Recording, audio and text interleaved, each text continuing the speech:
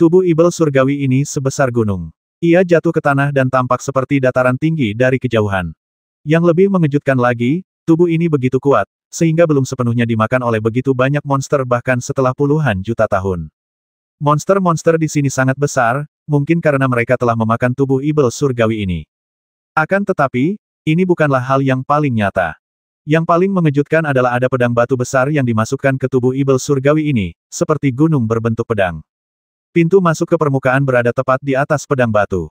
Cahaya dari langit bersinar melalui pintu masuk gua dan mengenai pedang batu yang menyerupai gunung, memberikan kesan jauh dan berat. Ye Xuan langsung berpikir bahwa pintu masuk gua itu tidak terbentuk secara alami, tetapi ditusuk oleh pedang batu. Suatu gambaran tanpa sadar muncul dalam pikiranku. Niat pedang terbang turun dari langit, mengembun menjadi pedang batu, menembus kerak bumi, terbang ke dunia bawah tanah ini, dan membasmi klan Ibel langit dengan satu pedang. Titik. Pedang yang begitu mengejutkan sungguh sangat mengerikan kekuatannya.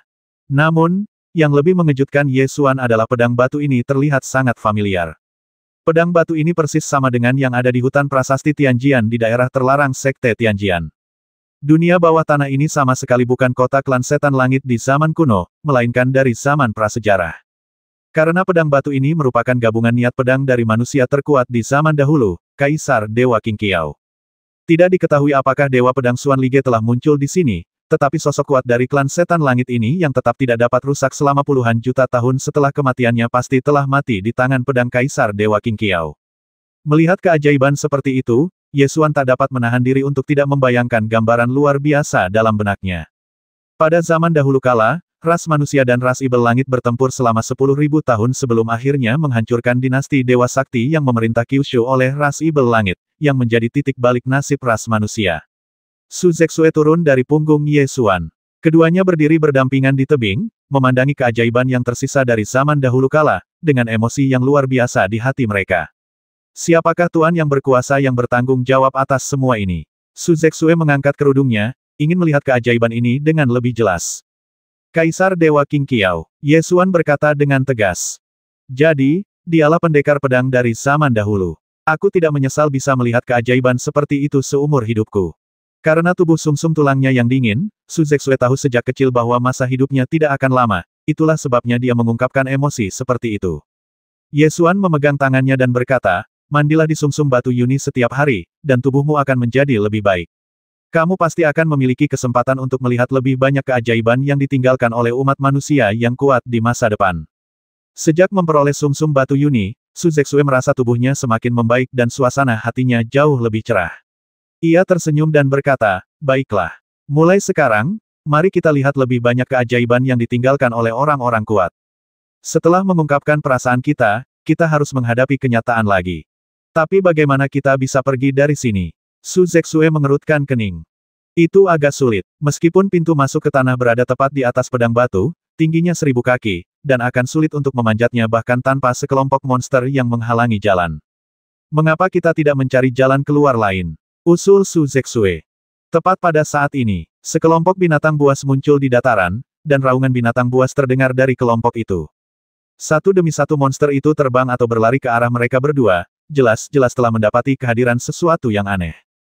Ye Xuan dengan cepat meraih tangan Su Zexue dan bersiap untuk berbalik dan melarikan diri. Namun, bola petir itu meraung dan melesat maju. Ya ampun, Fudi, apa yang kau lakukan? Kembalilah sekarang, teriak Ye Xuan. Melihat keajaiban yang ditinggalkan oleh Kaisar Dewa King Qiao, darah Kaisar Kunpeng di bola guntur mulai mendidih sepenuhnya. Kaisar binatang Kunpeng adalah binatang perang yang dibesarkan oleh Kaisar Dewa King Qiao. Darah binatang di Thunderball mendidih, lalu terbang di depan segerombolan monster, menengadah ke langit, dan mengeluarkan teriakan elang yang nyaring. Melolong. Tepat pada saat ini, raungan yang mengguncang langit dan bumi datang dari sekelompok monster. Begitu auman itu terdengar, kawanan binatang itu tiba-tiba menjadi tenang, mundur ke kedua sisi, dan terbagi menjadi 2 jalur. Seekor Raja Harimau Putih besar berjalan keluar dari kawanannya. Jelaslah, Harimau Putih ini adalah Raja para monster ini. Raja Harimau Putih berjalan keluar dari kawanan monster itu, mengangkat kepalanya dan meraung keras ke arah bola petir di udara. Mengaum, melolong, tak mau kalah, Thunderball membalas dengan teriakan elang. Mengaum, melolong, seekor harimau dan seekor elang, saling mengaum maju mundur. Ye Xuan sekarang menyadari bahwa Lei Qiu sedang berkomunikasi dengan Raja Binatang Harimau Putih. Kemampuan berkomunikasi berarti ia memiliki kecerdasan. Raja Binatang Buas Harimau Putih ini pasti memiliki tingkat yang sangat tinggi. Mereka sedang berkomunikasi. Sepertinya mereka sedang membicarakan sesuatu seperti Kunpeng dan Binatang Buas Kaisar. Su Zexue berkata sambil mendengarkan. Ye Xuan menoleh untuk menatapnya dan bertanya dengan heran, kamu bisa berbicara bahasa binatang. Untuk memahami suara rusa Huan-Huan, aku secara khusus membaca bahasa binatang roh. Akan tetapi, bahasa binatang sangat monoton, dan hanya ada beberapa kata yang dapat diungkapkan. Emosi sebagian besar diungkapkan melalui naik turunnya suara, jadi aku hanya dapat memahami sejumlah kecil kata dan tahu secara kasar apa yang mereka katakan. Su Zexue menjawab. Aku penasaran, sudah berapa banyak buku yang kamu baca? Ye Xuan mulai merasa aneh. Bahkan jika Anda mulai membaca sejak dalam kandungan dan memiliki ingatan fotografis, mustahil bagi Anda untuk membaca semua buku di dunia. Sebagian besar buku di rumahku sudah dibaca, jawab Su Zexue. Apa yang sedang dibicarakan Lei Qiu dan Macan Putih sekarang? Ye Xuan semakin khawatir dengan apa yang terjadi di depannya. Mereka tampaknya sedang mengobrol dengan baik. Raja Binatang Harimau Putih ini tampaknya adalah keturunan binatang perang manusia. Dia merasakan bahwa Lei Qiu memiliki darah binatang perang manusia. Su Zexue menyimpulkan isi pembicaraan berdasarkan kata-kata yang didengarnya. Setelah beberapa saat, Lei Qiu terbang kembali dan berteriak bahagia 2 kali. Su Zexue tersenyum dan berkata, Lei Qiu berkata kita bisa melewatinya. Monster-monster itu tidak akan menyerang kita. Ye Xuan mengulurkan tangannya dan membiarkan bola petir itu jatuh ke tangannya. Dia menyentuh bulu-bulunya yang lembut dan memuji, bagus sekali. Melolong, Lei Qiu mengangkat kepalanya dan menangis, merasa bangga lagi. Ye Xuan menarik Su Zexue dan perlahan berjalan memasuki kelompok monster dan datang di depan Raja Harimau Putih. Seperti yang diduga, kawanan monster itu tidak menerkam mereka, tetapi malah membentuk lingkaran dan mengepung Ye Xuan serta pria lain di tengah. Su Zexue masih sedikit takut dengan monster di sekitarnya, jadi dia bersembunyi di belakang Ye Xuan dan berbisik, dikatakan dalam bahasa binatang roh bahwa monster yang cerdas dapat memahami bahasa manusia secara kasar. Namun, nada bicara sangat penting. Monster terutama menilai permusuhan dan keramahan melalui nada bicara. Ye Xuan mengangguk dan menyapa Raja Harimau Putih sambil tersenyum halo. Raja Harimau Putih ini sangat besar. Kepalanya sendiri sebesar ruangan, dan matanya seperti 2 jendela besar. Mengaum, Raja Harimau Putih membuka mulutnya yang berdarah dan meraung. Ia mengatakan bahwa kita adalah manusia, dan ada sedikit keterkejutan dalam aumannya, jelas Su Zexue. Melolong, Lei Qiu segera menanggapi dengan berteriak, tidak mau kalah. Mengaum, Raja Harimau Putih meraung lagi, namun kali ini suaranya tidak seganas sebelumnya. Dia hanya berbicara bahasa manusia sambil berteriak. Setelah berkomunikasi seperti ini selama beberapa saat, Raja Binatang Harimau Putih tiba-tiba mengatakan sesuatu yang manusiawi, bicaralah lebih banyak, aku sedang belajar. Sungguh tidak disangka seekor harimau putih tiba-tiba berkata demikian. Harimau putih ini sudah bisa mempelajari bahasa manusia. Ye Xuan dan Su Zexue saling memandang dengan heran. Tentu saja kamu bisa belajar. Kecerdasan monster tingkat tinggi sebanding dengan manusia. Apa yang tidak bisa kamu pelajari? Kata Raja Binatang Harimau Putih dengan suara yang sangat rendah dan kasar. Melalui komunikasi dalam campuran bahasa hewan dan manusia, Ye Xuan dan yang lainnya perlahan-lahan memahami situasi Raja Harimau Putih. Ternyata Raja Binatang Buas Harimau Putih ini adalah keturunan binatang buas perang manusia di zaman kuno. Ia ditangkap oleh klan Setan Langit dan dipenjara di sarang klan Setan Langit ini. Ini adalah sarang klan Setan Langit dan Kuil Mohou, salah satu dari 9 jenderal besar klan Setan Langit kuno.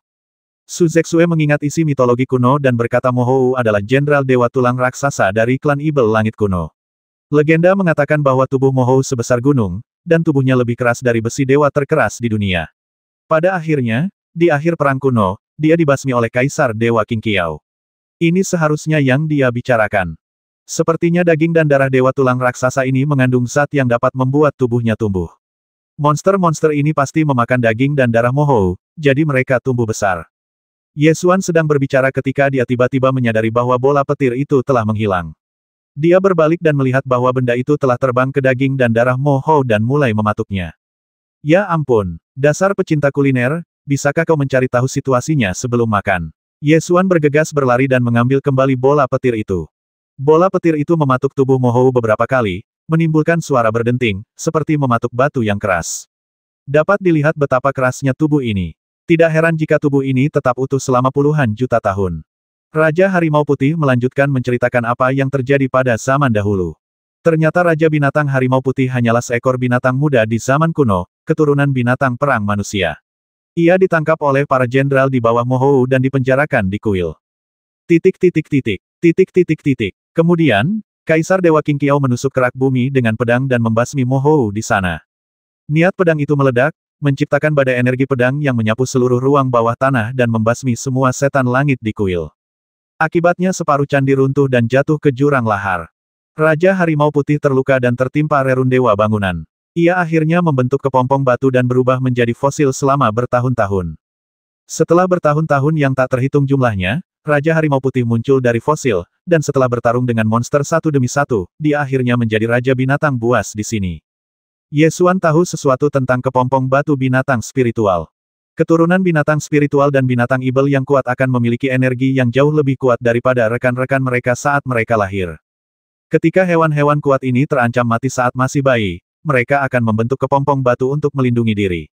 Jika terkubur di bawah tanah, mereka pada akhirnya akan berubah menjadi telur fosil. Hewan-hewan muda ini akan muncul dari kepompong batu hanya ketika lingkungan luar membaik. Oleh karena itu, binatang roh di dalam kepompong batu biasanya berisi binatang muda sakti yang masih bertahan hidup dari zaman purbakala atau zaman prasejarah. Kepompong batu yang hampir pasti akan menghasilkan binatang spiritual kuno itu benar-benar merupakan harta yang tak ternilai harganya di dunia luar, bahkan menarik orang-orang kuat untuk memperjuangkannya. Akan tetapi, syarat untuk membentuk kepompong batu sangatlah keras, dan kepompong batu binatang spiritual adalah sesuatu yang hanya bisa Anda temukan secara kebetulan. Dikabarkan bahwa kepompong batu binatang spiritual muncul di kota Tianxiao 100 tahun yang lalu dan kemudian dikirim ke istana dinasti Zhou besar. Raja Harimau Putih melanjutkan kisahnya, menjelaskan asal-usulnya dan Kaisar Binatang Kunpeng. Ternyata ayah dari Raja Binatang Harimau Putih itu juga merupakan seekor binatang perang manusia dari zaman dahulu kala, dan dia pernah bertempur berdampingan dengan Kaisar Kunpeng. Oleh karena itu, Raja Binatang Harimau Putih keluar untuk berbicara ketika dia menemukan bahwa bola guntur tersebut memiliki darah Kaisar Kunpeng. Raja Binatang Harimau Putih menyebutkan binatang Kaisar Kunpeng, berbalik ke pedang batu, menurunkan tubuhnya, menyembah pedang batu, dan meminta Ye Xuan untuk menyembah pedang batu juga. Karena pedang batu ini, sebesar gunung, diubah dari niat pedang Kaisar Dewa King Qiao. Raja Binatang Harimau Putih menganggapnya sebagai dewa tempat ini, dan semua monster yang berada di bawah kekuasaannya harus menyembah pedang batu. Ye Xuan memahami seni pembantai naga pedang surgawi dari hutan prasasti pedang surgawi. Kaisar Ilahi King Qiao dapat dikatakan sebagai ahli pedang Ye Xuan, jadi wajar saja jika dia memberi penghormatan kepadanya. Setelah itu, Ye Xuan bertanya tentang darah dan daging Mohou. Monster-monster di sini tumbuh sangat besar, apakah karena mereka memakan daging dan darah Mohou? Raja Binatang Harimau Putih tergagap saat menjawab, daging dan darah Mohou memang bisa membuat monster bertambah besar, tetapi monster tingkat rendah tidak bisa menggigit daging dan darah ini. Namun, selama satu monster memakan daging dan darah Mohou dan tumbuh, ukuran monster lain yang memakan monster ini juga akan bertambah besar. Ye Xuan langsung mengerti begitu mendengarnya. Hal yang membuat monster-monster itu bertambah besar itu seperti ramuan langka. Monster-monster itu memangsa satu sama lain, dan kekuatan obatnya berpindah di antara monster-monster itu, tetapi kekuatan itu selalu ada di dalam tubuh monster itu, yang akhirnya menyebabkan ukuran keseluruhan monster-monster di sini menjadi semakin besar. Apakah akan ada masalah jika kita melahap daging dan darah Mohou seperti ini? Ye Xuan bertanya lagi.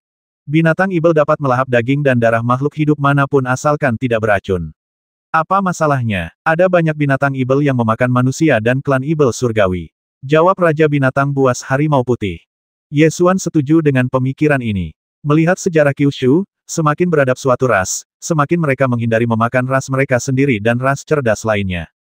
Akan tetapi, manusia juga akan memakan sesamanya ketika mereka sangat lapar. Oleh karena itu, selama Anda dapat menjaga pikiran tetap stabil, memakan orang asing bukanlah apa-apa. Klan Tian Yao selalu memiliki spesies asing, yang tentu saja termasuk kanibalisme. Pada zaman dahulu kala, selama peperangan antara manusia dan para setan langit, sangatlah normal bagi binatang perang manusia untuk melahap para setan langit. Kuku-kuku. Ketika Lei Qiu mendengar bahwa daging dan darah Mohou dapat dimakan, dia langsung berkibar untuk memprotes Ye Xuan karena tidak membiarkannya memakannya. Dilihat dari ukuran Raja Harimau Putih, jelas bahwa dia juga telah memakan daging dan darah Mohou. Karena Raja Harimau Putih baik-baik saja setelah memakannya, maka seharusnya tidak ada masalah. Makan, makan, makan. Ye Xuan tidak tahan dengan pecinta makanan ini dan harus melepaskannya. Bola petir itu segera terbang ke daging dan darah Mo Hou, dan mulai mematuknya dengan suara bang bang bang. Tubuh Mo Hou sangatlah kuat, dan meskipun dipatuk dengan keras, ia tidak akan dapat mematuk sedikitpun. Monster di sebelahnya juga membuka mulutnya yang berdarah dan menggigit, tetapi lebih terlihat seperti menggertakkan giginya. Monster itu mengeluarkan suara klik, tetapi tidak bisa menggigit terlalu banyak. Karena bola petir itu tidak bisa mendapatkan makanan enak, ia perlahan mulai marah. Petir menyambar tubuhnya, dan paruh elangnya melesat seperti tombak petir atau tombak listrik, mematuk dengan suara bum-bum-bum yang keras, dan guntur serta api memercik kemana-mana. Pipi Ye Xuan berkedut saat dia melihatnya. Si pencinta makanan ini benar-benar berusaha keras hanya untuk memesan makanan. Setelah mematuk dengan keras, akhirnya dia mematuk sepotong. Lei Qiu memiringkan kepalanya ke belakang dan menelannya, berdiri di sana sebentar, lalu menggerakkan kedua kakinya ke belakang, melompat ke punggung Ye Xuan, berjongkok di kotak pedang dan mulai tidur siang. Apakah kamu sudah kenyang? Ini bukan gayamu. Ye Xuan mengulurkan tangan dan menyentuh si pencinta makanan, khawatir perutnya akan sakit. Lagi pula, daging itu sudah berumur ratusan ribu tahun dan seharusnya sudah kedaluarsa. Raja binatang harimau putih berkata daging Mo Hou sulit digigit dan bahkan lebih sulit dicerna. Dagingnya sangat besar sehingga butuh waktu bertahun-tahun atau bahkan puluhan tahun untuk mencernanya. Ye Xuan juga berpikir demikian. Ia berpikir bahwa kebanyakan monster tidak akan mampu mencerna sepotong daging sekeras itu. Lingkungan di sini tidak cocok untuk tinggal lama. Melihat wajah Su Zexue yang sedikit pucat, Ye Xuan berpikir akan lebih baik untuk pergi secepatnya, jadi dia bertanya Raja Binatang Harimau Putih, bisakah kau memberitahuku di mana pintu keluarnya? Pintu masuk ke kuil adalah pintu keluar, yang merupakan arah asalmu. Namun, pintu masuk itu telah disegel oleh seorang ahli formasi. Jawab Raja Binatang Harimau Putih. Ye Xuan tercengang. Mungkinkah master formasi yang dibicarakan itu adalah Ye Zhen? Karena pintu keluar kuil terhalang, Ye Xuan menatap lubang di atas pedang batu besar. Pintu masuk gua itu tingginya 1000 kaki, seperti bulan purnama yang tergantung di langit. Ye Xuan menunjuk ke pintu masuk gua di atas dan bertanya, bisakah kita keluar dari sini? Biarkan monster terbang membawa kita ke atas. Ada cukup banyak monster burung di sini, dan mereka sangat besar. Seharusnya tidak menjadi masalah bagi mereka untuk membawa 1 atau 2 orang dan terbang. Kita tidak bisa naik ke sana. Kekuatan pedang pada pedang batu raksasa itu terlalu kuat, dan monster tidak bisa terbang di atasnya. Raja Binatang Harimau Putih segera menggelengkan kepalanya. Apakah masih ada niat pedang yang tersisa pada pedang batu itu? Ye Xuan segera menatap pedang batu itu. Hutan prasasti Tianjian milik Sekte Tianjian diisolasi oleh formasi terlarang, itulah sebabnya ia mempertahankan sedikit niat pedang yang lemah. Apakah ada segel formasi di sini? Bagaimana niat pedang itu bisa dipertahankan sampai sekarang? Raja Binatang Harimau Putih terdiam beberapa saat sebelum berkata, sebenarnya, ada sesuatu yang lebih mengerikan di sini. Sesuatu yang lebih menakutkan. Ye Xuan segera teringat bahwa disebutkan dalam legenda Ye Zhen bahwa ketika Ye Zhen datang ke sini, dia menemukan keberadaan yang menakutkan, jadi dia menyegel pintu masuk dan menekannya dengan buku Ye Zhen. Titik. Apakah ini yang dibicarakan Raja Binatang Harimau Putih? Ya, benda mengerikan yang awalnya berasal dari zaman kuno. Ketika Raja Binatang Harimau Putih berbicara, dia benar-benar memperlihatkan ekspresi serius antropomorfik. Ye Xuan benar-benar ingin melihat benda mengerikan apa itu, jadi dia bertanya, bisakah aku pergi dan melihatnya? Ikuti aku, kata Raja Binatang Harimau Putih, lalu dia melompat ke tubuh Mo Hou, salah satu dari 9 Jenderal Ibel Surgawi, dan berjalan menuju dadanya. Hanya separuh badan ini yang tersisa. Setelah sekian lama, debu-debu itu terkumpul menjadi lumpur, dan berjalan di atasnya bagaikan berjalan di atas tanah. Saat Raja Binatang Harimau Putih berjalan, dia berkata, Mo Hou memiliki tubuh raksasa klan setan langit. Semakin kuat dia, semakin besar tubuhnya. Lihatlah tulang-tulang ini, mereka seperti pilar batu. Tubuh Mo Hou memang sangat besar. Setelah puluhan juta tahun, separuh tubuhnya telah dimakan, memperlihatkan tulang rusuknya yang putih cemerlang. Tulang rusuk ini seperti pilar batu besar, berdiri membungkuk di tanah, tersusun dalam 2 baris teratur, menutupi rongga dada bagian tengah. Pedang batu besar itu ditusukkan di dada, berdiri tegak, lebih megah dari tulang rusuk Mo Hou. Ye Xuan mengikuti Raja Binatang Harimau Putih ke pedang batu raksasa. Dia menatap pedang batu besar sebesar gunung dan menemukan bahwa pedang itu bahkan lebih besar dari yang ada di hutan prasasti pedang surgawi. Ketika sudah mendekati jarak 30 meter, Raja Harimau Putih berhenti dan menatap bagian bawah pedang batu itu dengan serius. Ye Xuan melihatnya dan melihat sebuah hati besar dengan pedang batu raksasa terselip di dalamnya. Hati ini seharusnya terungkap setelah monster itu memakan daging dan darah Mohou. Hanya dengan satu pandangan, Ye Xuan juga merasakan sesuatu yang aneh. Karena hati ini masih hidup. Benar saja, seluruh tubuh Mohou telah kehilangan nyawanya. Selain sedikit lebih keras, itu tidak ada bedanya dengan daging monster. Namun jantung ini masih hidup. Meskipun tidak berdetak, tetap saja terasa aneh. Apakah ini hidup? Ye Xuan bertanya dengan heran. Seperti yang kau lihat, jawab Raja Harimau Putih. Apakah selalu seperti ini? Ye Xuan bertanya lagi. Sudah seperti ini sejak dada ini digigit hingga terbuka dan jantung ini terekspos. Jutaan tahun telah berlalu dan masih seperti ini. Meskipun jantung ini belum bergerak, aku bisa merasakan adanya krisis yang kuat. Jawab Raja Binatang Harimau Putih. Mungkinkah pedang Kaisar Dewa King Qiao tidak membasmi Mohou sepenuhnya? Ye Xuan menebak. Namun, separuh tubuh Mohou telah dimakan, jadi mustahil baginya untuk tetap hidup. Apa yang terjadi dengan jantungnya? Ye Xuan ingin mendekat untuk melihat lebih jelas, jadi dia maju 2 langkah. Bahaya, jangan terlalu dekat. Raja Harimau Putih segera memperingatkan. Tidak perlu diingatkan, Ye Xuan sudah merasakannya. Setelah mengambil 2 langkah saja, dia segera merasakan sensasi tajam yang datang dari tingkat jiwa, seakan-akan ada pedang yang menusuk jiwanya. Panggilan. Ye Xuan dengan cepat mundur selangkah dan berkata dengan terkejut, ini adalah niat pedang yang sangat kuat. Niat pedang tadi berkali-kali lipat lebih kuat daripada niat pedang yang tersisa di hutan prasasti pedang surgawi, dan itu dapat dengan mudah menghancurkan jiwa seorang prajurit.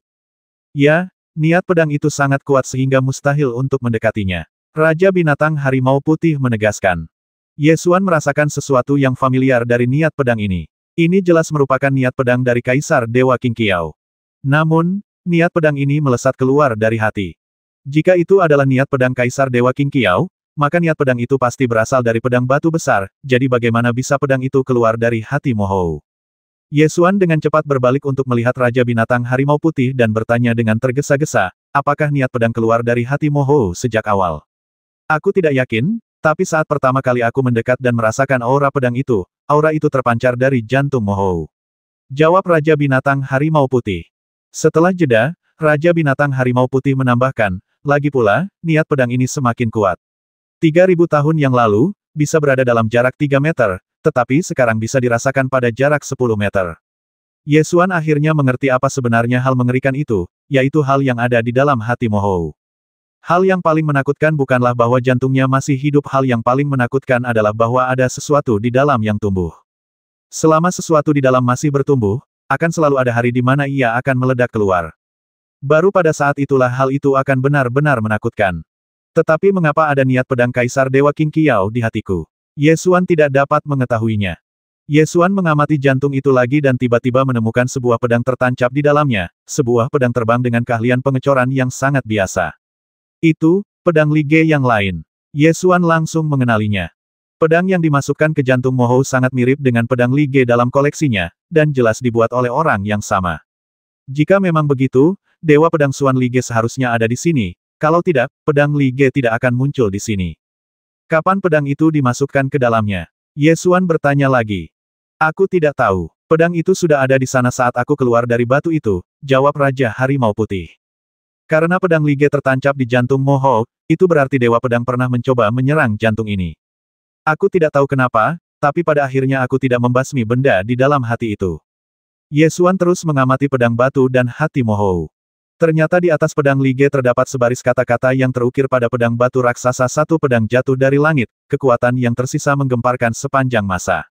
Tulisan tangan kata-kata ini persis sama dengan kata-kata yang terukir pada pedang Li Ge, dan itu jelas ditinggalkan oleh Dewa Pedang Xuan Li Ge. Kalimat ini jelas merupakan komentar tentang Kaisar Ilahi King Qiao. Niat pedang Kaisar Dewa King Qiao memang layak dengan 5 kata kekuatan yang tersisa menggemparkan zaman. Di sebelah prasasti ini, ada baris prasasti lain, dan tulisan tangannya berbeda dengan tulisan tangan Dewa Pedang Xuan Li Ge. Tulisan tangan pada baris kata ini tidak setajam pedang, tetapi memiliki kontrol lebih terhadap strukturnya. Kata-kata pada baris ini dengan jelas terbaca 2 orang pendekar pedang terhebat, tak seorang pun akan menggantikan mereka. Titik. Setelah membaca kalimat ini, Ye Xuan merasa bahwa Ye Zhen seharusnya meninggalkannya. Ye Zhen dan Xuan Li Ge tidak lahir di era yang sama. Era di mana Ye Zhen berada adalah saat yang tepat ketika rumah harta karun Dewa Pedang terungkap, dan banyak orang kuat memperebutkannya dan menenggelamkan pulau tempat Dewa Pedang tinggal dalam pengasingan. Seperti halnya baris prasasti ini, setelah dua pendekar pedang terhebat, tidak akan ada lagi penerusnya. Setelah era dua pedang tertinggi berlalu, Ye Zhen tidak melihat pedang tertinggi ketiga muncul, jadi dia mendesah seperti ini. Ye Zhen bukan saja tidak menunggu munculnya pedang dao tertinggi ketiga, tetapi hingga saat ini, hanya ada dua pedang dao tertinggi di sungai waktu yang panjang, dan belum ada yang ketiga muncul. Su Zexue berjalan perlahan dan melihat kata-kata yang terukir di pedang batu raksasa itu. Seperti Ye Xuan, dia merasakan luapan emosi di hatinya. Dia perlahan membaca kata-kata di dinding batu dua ahli pedang tertinggi, tidak ada yang akan menggantikan mereka. Ye Zhen juga merasakan hal yang sama. Ya, umat manusia belum menghasilkan ahli pedang hebat lainnya. Dari puisi yang ditinggalkan Ye Zhen, tampaknya dia sedang meratapi kemunduran umat manusia. Benar, Kaisar Dewa King Qiao lahir di era ketika umat manusia menderita, tetapi ia bangkit seperti komet dan seorang diri menyebabkan jatuhnya dinasti Dewa Tianyao. Dewa Pedang Xuan Lige lahir di era umat manusia yang paling kuat dan mendorong kekuatan umat manusia ke puncak 9 provinsi. Su Zexue juga mendesah. Sangat disayangkan bahwa setelah era Dewa Pedang, orang-orang kuat itu menenggelamkan pulau tempat Dewa Pedang terakhir tinggal dalam pengasingan untuk bersaing memperebutkan harta karun di gudang Dewa Pedang. Tidak heran Ye Zhen akan menghela nafas seperti itu. Ye Xuan berkata dengan marah. Ya, Ye Zhen pasti telah melihat krisis setelah umat manusia mencapai puncak kekuatannya, tetapi seni formasi tidak cukup untuk menekan malapetaka umat manusia ini. Dia pasti merasa tidak berdaya di dalam hatinya. Su Zexue mengangguk setuju. Keduanya saling berpandangan, dan tanpa sadar, mereka mengembangkan perasaan telepati. Sungguh langka bagi dua orang yang berbeda untuk memiliki visi luas yang sama dan ambisi luhur yang sama. Yang lebih jarang lagi adalah jika pihak lainnya adalah seorang wanita. Ye Xuan semakin menyukai gadis cerdas dan pandai di depannya. Jarang sekali wanita yang punya visi dan wawasan luas seperti itu. Selain gadis di depanku ini, akan sulit menemukan orang lain seperti dia di dunia ini. Ye Xuan tiba-tiba memegang tangannya dan berkata sambil tersenyum, aku telah memutuskan, tidak peduli bagaimana dunia berubah, aku akan bersamamu. Su Zexue tertegun, rona merah segera muncul di pipinya, dan dia buru-buru menarik tangannya, merasa sedikit bingung. Ye Xuan memperhatikan penampilannya yang pemalu dan berpikir dia sangat imut. Kenapa kamu begitu kasar? Su Zexue ditatap oleh dua mata yang membara. Pipinya merona hingga ke belakang telinganya. Dia menghentakkan kakinya dengan marah dan dengan cepat menarik kerudung untuk menutupi wajahnya. Ini bukan pertama kalinya kamu melihatku bersikap kasar. Ye Xuan tertawa. Aku tidak akan memperhatikanmu. Su Zexue cemberut dan berbalik, tidak melihat seringai Ye Xuan. Baiklah, aku akan pergi ke sana dan melihat apa yang ada di dalam hati itu. Apakah kamu tidak ingin aku melihat seperti apa rupamu lagi? Mungkin aku tidak akan bisa melihatnya lagi di masa depan. Ye Xuan menariknya kembali, memiringkan kepalanya untuk melihat wajah lembutnya di balik kerudung, dan ingin membungkuk dan menciumnya. Ketika Su Zexue mendengar ini, dia menjadi gugup. Apa yang akan kamu lakukan di sana? Sangat berbahaya. Benda-benda di dalamnya mungkin akan segera tumbuh. Bahkan jika kita tidak bisa membasmi mereka, yang terbaik adalah melihat dengan jelas apa mereka. Pikir Ye Xuan. Tetapi apa yang dapat kamu lakukan jika bahkan Dewa Pedang Xuan Lige tidak dapat menyelesaikannya? Su Zexue bertanya dengan cemas. Saya juga merasa aneh. Dewa Pedang Xuan Lige dan Kaisar Dewa King Xiao dikenal sebagai dua ahli pedang tertinggi. Jika benar-benar ada sesuatu yang mengerikan di hati Mo Hou, Dewa Pedang seharusnya bisa menyelesaikannya. Ye Xuan juga merasa sangat aneh. Dewa Pedang Xuan Lige bahkan mengukir kata-kata di pedangnya. Jika memang ada sesuatu yang mengerikan di hati ini, mengapa dia tidak membasminya? Bukankah Dewa Pedang punya kemampuan untuk membasminya?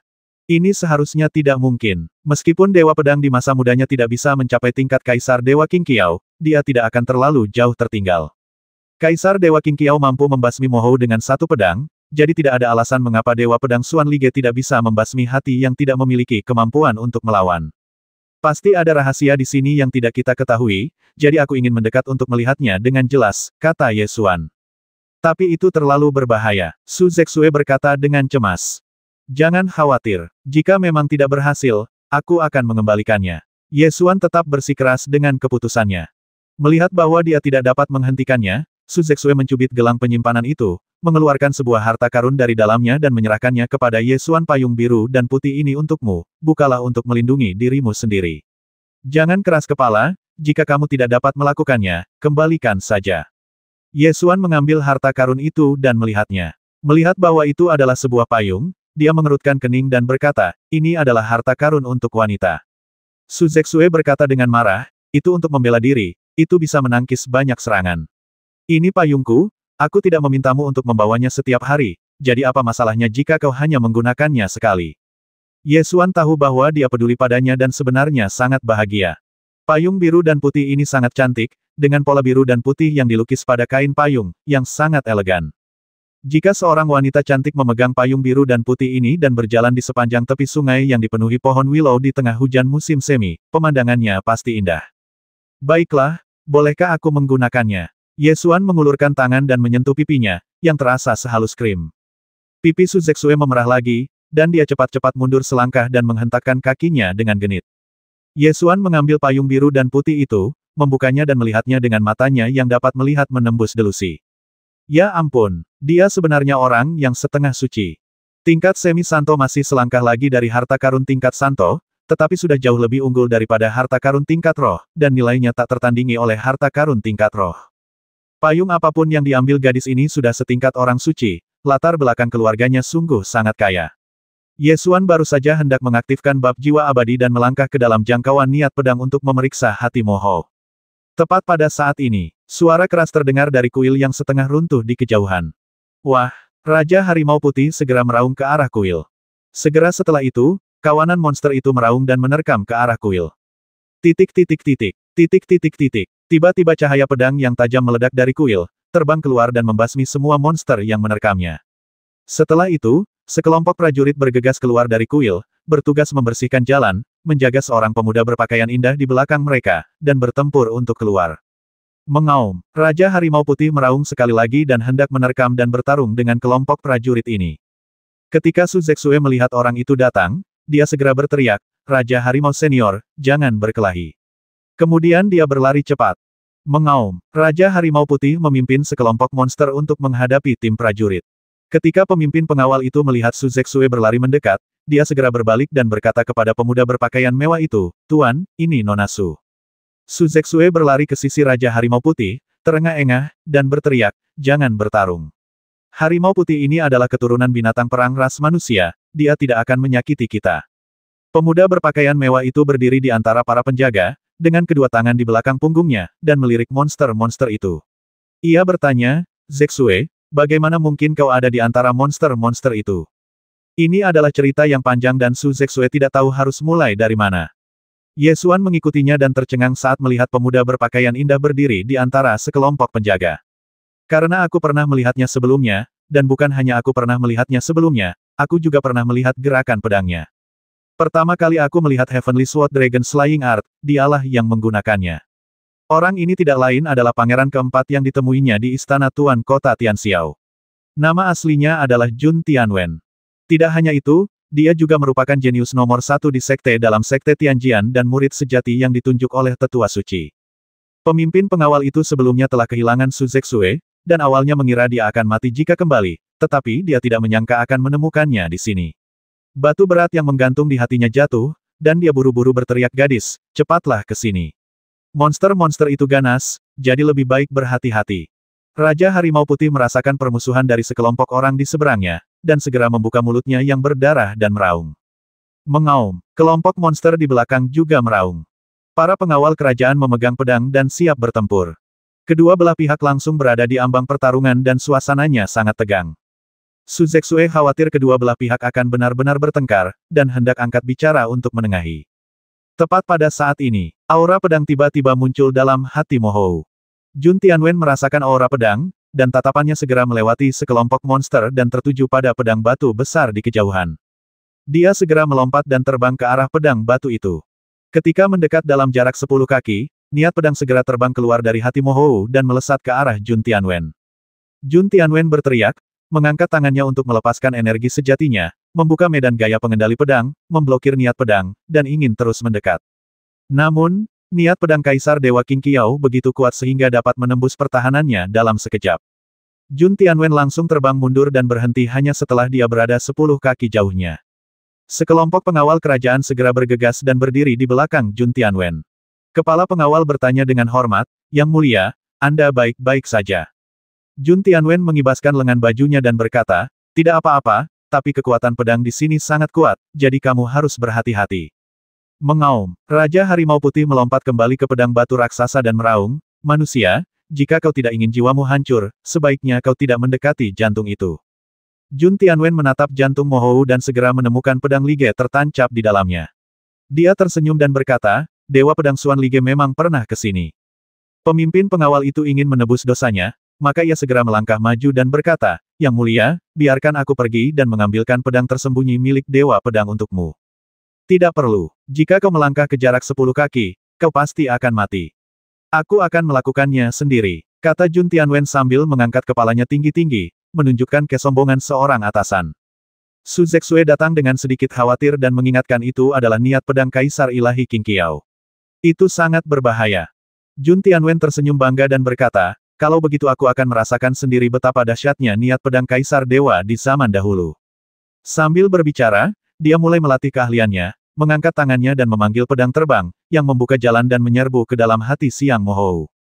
Niat pedang yang tak terbatas segera meledak dari hati Mo Hou, memancar ke segala arah dengan kekuatan dahsyat untuk memusnahkan jiwa.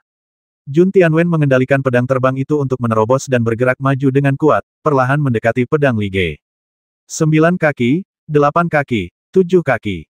Jaraknya makin dekat, dan saat dia baru saja melangkah ke jarak 3 meter, niat pedang yang lebih dahsyat kembali meledak dari hati Mo Hou dan memancar ke segala arah. Jangkauan tembakan laser melebihi 10 kaki, menewaskan orang dan hewan di sekitar. Oh, niat pedang menyapu, dan sekelompok monster melolong menyedihkan, jiwa mereka hancur dan mereka mati. Mata Ye Xuan terfokus, dan dia dengan cepat membuka payung biru dan putihnya, berdiri di depan Su Zexue. Ah! Bahkan dengan payung biru dan putih yang menghalangi jalannya, Su Zexue masih berteriak dan mundur beberapa langkah. Di dalam lapangan bagian dalam, Jun Tianwen berteriak dengan suara yang dalam, menggerakkan kakinya terus-menerus, menghindari niat pedang, dan mengendalikan pedang terbang untuk melawannya, tetapi dia masih dipaksa mundur 10 kaki jauhnya oleh niat pedang yang kuat ini. Mata Jun Tianwen menjadi gelap, dia memanifestasikan jiwa bela dirinya dan mengerahkan seluruh kekuatannya, menyerbu ke dunia pedang lagi. Dia menyerbu ke dekat jantung Mo Hou, mengulurkan tangannya dan mencengkeram pedang Lige, lalu mencabutnya setengah inci dengan kuat. Ledakan, suara keras terdengar di tingkat jiwa, dan Jun Tianwen segera melepaskan pedang Lige dan terbang mundur. Pedang yang sekuat bintang meledak dari hati Mo Hou. Setelah melesat ke langit, pedang itu berbalik dan melesat jatuh, meliputi area seluas 100 kaki tanpa pandang bulu. Desir, desir, desir. Di bawah amukan pedang, banyak sekali monster dan binatang yang jiwanya hancur dan mati. Ye Xuan segera menyerahkan payung biru dan putih itu kepada Su Zexue, lalu melepaskan kekuatan tempur tingkat kelima, mengaktifkan bab jiwa abadi dari seni jiwa Kaisar Sembilan Surga, membuka medan gaya pengendali pedang, dan menahan niat pedang yang menyerang. Niat pedang secara khusus menyerang jiwa. Begitu terkena, jiwa akan hancur, dan tubuh akan langsung mati, tanpa bisa disembuhkan. Ye Xuan berlatih bab jiwa abadi. Jiwanya menjadi kuat dan abadi. Dengan kekuatan tempur tingkat kelima, ia secara paksa memblokir gelombang niat pedang yang luar biasa. Setelah gelombang niat pedang yang kuat ini, Raja Binatang Harimau Putih telah bersembunyi ratusan kaki jauhnya, meraung dengan marah. Monster yang tak terhitung jumlahnya di bawah komandonya terbasmi atau terluka, yang membuatnya sangat marah. Jun Tianwen gagal menghunus pedang Lige, jadi dia menggunakan tangan kirinya untuk melakukan teknik rahasia, bersiap untuk menyerang maju lagi. Ye Xuan berteriak dengan suara yang dalam, sudah cukup, apakah kamu ingin membasmi semua orang? Beberapa pengawal di sekitar sudah tewas di tebasan pedang, namun para pengawal kerajaan ini sudah menjadi pejuang maut, dan bagi sang pangeran yang begitu agung dan berkuasa, kematian mereka bukanlah suatu hal yang disayangkan. Jun Tianwen menatap balik ke arah Ye Xuan, matanya penuh dengan kesombongan sebagai anggota keluarga kerajaan, dan mendengus dingin, bisakah seseorang ikut campur dalam urusan keluarga kerajaanku sekarang? Tidak ada yang tidak bisa aku, Jun Tianwen, dapatkan. Saat dia berbicara, dia segera melakukan teknik rahasia jiwa bela dirinya. Jiwa bela dirinya langsung menjadi beberapa kali lebih kuat. Dia mengendalikan pedang terbang dan bergegas ke ranah niat pedang lagi. Niat pedang yang keluar dari hati Mo Hou semakin kuat dan kuat. Jika terus seperti ini, benda-benda di dalamnya akan meledak cepat atau lambat. Ye Xuan ingin mengetahui apa yang memancarkan niat pedang, jadi dia segera memanifestasikan jiwa bela dirinya dan bergegas ke medan niat pedang. Jun Tianwen menyerbu ke arah pedang Lige, sedangkan Ye Xuan menyerbu ke arah dasar pedang batu besar. Niat pedang menyerang lagi, dan Ye Xuan menggunakan seluruh kekuatannya untuk menahan niat pedang itu. Dengan kekuatan jiwanya yang abadi, dia menerobos masuk ke bawah pedang batu besar itu dan membuka matanya untuk melihat ke bawah. Di bawah mata yang menembus delusi, semua energi sejati dapat terlihat jelas. Memang ada bola energi yang melonjak di dalam hati Mo Hou, tetapi ditekan oleh pedang batu itu. Ada cahaya bersinar pada pedang batu raksasa, yang berbeda dari hutan prasasti pedang surgawi. Pedang batu raksasa di hutan prasasti pedang surgawi telah lama kehilangan cahaya spiritualnya, hanya menyisakan sedikit sisa niat pedang. Namun, pedang batu raksasa itu masih memiliki cahaya spiritual yang kuat, menekan energi di hati Mo Hou. Pada saat ini, Jun Tianwen meraih pedang Li Ge lagi, berteriak keras dan mulai mencabutnya. Dengan matanya yang mampu mematahkan delusi, dia dapat melihat dengan jelas bahwa saat pedang Li Ge perlahan ditarik keluar, energi di dalam hati Mo Hou menjadi semakin bergejolak. Ye Xuan mengulurkan tangannya dan menekannya pada pedang batu besar itu, membuka indera spiritualnya, dan menyelidiki indera spiritualnya ke dalam pedang batu besar itu. Begitu kesadaran ilahi memasuki pedang batu besar itu, ia segera memasuki ruang kesadaran ilahi pedang batu besar itu. Sosok Ye Xuan menghilang dan tersedot ke dalam. Saat berikutnya, Ye Xuan muncul di ruang spiritual pedang batu. Ini adalah dunia yang hampa, penuh kehampaan. Ye Xuan melayang dalam kehampaan. Niat pedang yang amat kuat bagaikan pilar raksasa yang menyangga langit, menusuk ke dalam tanah di bawah, menekan jiwa di bawahnya. Jiwa di bawahnya melonjak bagaikan kabut, dan samar-samar terlihat bahwa jiwa ini berasal dari klan Ibel Surgawi. Karena jiwa Ibel Surgawi ini ditekan di sini oleh niat pedang Kaisar Ilahi King Qiao, itu pasti jiwa Mo Hou, salah satu dari 9 jenderal besar klan Ibel Surgawi. Jiwa Mo Hou terus-menerus melahap niat pedang Kaisar Dewa King Qiao, sehingga jiwanya sudah dipenuhi dengan niat pedang. Melihat ini, Ye Xuan buru-buru terbang turun, mencoba melihat apakah dia bisa menemukan cara untuk menghentikan jiwa Mo Hou. Ketika roh Mo Hou mengetahui bahwa seorang manusia telah muncul, ia segera meraung ras manusia adalah semut yang lemah. Kamu ditekan di sini oleh niat pedang, jadi kamu tidak mungkin sekuat itu. Ye Xuan tidak menunjukkan tanda-tanda kelemahan. Begitu aku memurnikan niat pedang King Xiao menjadi jiwa bela diri, aku akan segera keluar dan membasmi kalian semua semut manusia. Jiwa Mo Hou meraung liar dan sangat ganas. Menyempurnakan niat pedang menjadi jiwa bela diri. Ye Xuan terkejut. Sungguh mengejutkan bahwa pihak lain dapat memurnikan niat pedang menjadi semangat bela diri. Namun, jika dipikirkan dengan saksama, sangat jelas bahwa jiwa Mo Hou telah ditekan oleh niat pedang selama bertahun-tahun yang tak terhitung jumlahnya, jadi dia menemukan metode ini untuk mematahkan penekanan niat pedang tersebut. Tidak seorang pun tahu berapa puluh ribu tahun ia telah menyempurnakan niat pedang. Sangat mungkin ia memulainya di zaman kuno dan belum menyelesaikannya sampai sekarang. Dapat dibayangkan bahwa apa yang disebut penyempurnaan niat pedang menjadi semangat bela diri adalah tugas yang hampir mustahil. Dinasti Ibel Surgawi telah hancur di zaman kuno. Tidak peduli seberapa keras kamu berjuang, itu tidak akan berguna. Ye Xuan mulai menggunakan kata-kata untuk mengganggu pikirannya. Omong kosong. Dinasti Ibel Surgawi menguasai 9 langit dan 10 bumi, mustahil untuk dihancurkan. Jiwa Mo Hou meraung marah. Sudah berapa lama kau terkurung di sini? Kau tidak pernah keluar, kan? Tentu saja kau tidak tahu apa yang terjadi di luar. Selama ini, pernahkah kau melihat klan setan langit muncul? Ye Xuan mengungkapkan kebenaran kepadanya dengan pertanyaan satu persatu. Tidak, dinasti Ibel Surgawi tidak akan pernah hancur. Selama Kaisar Ibel ada di sini, kalian semua manusia adalah semut. Jiwa Mo Hou menolak untuk percaya bahwa dinasti Ibel Surgawi telah hancur, dan meraung marah.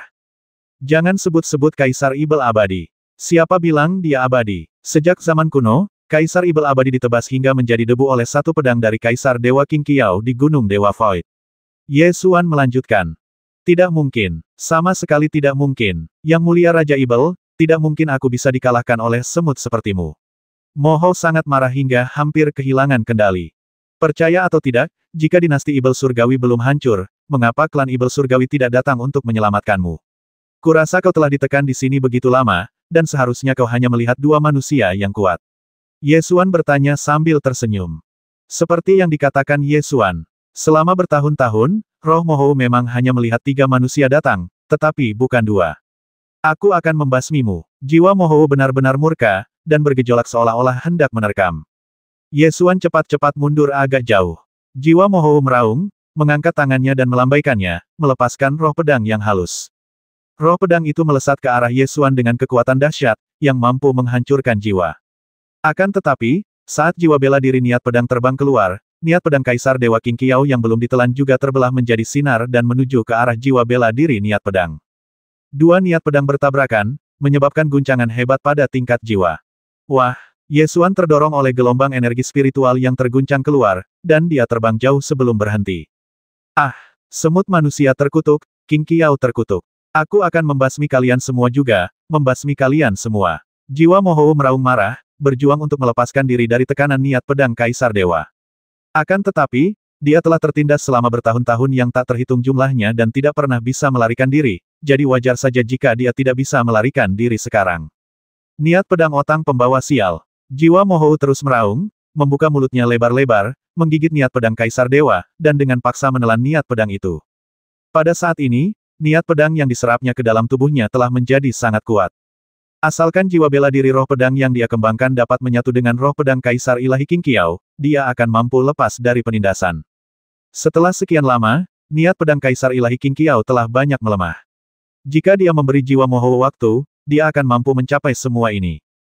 Ye Xuan menyaksikan semua ini dan merasa cemas.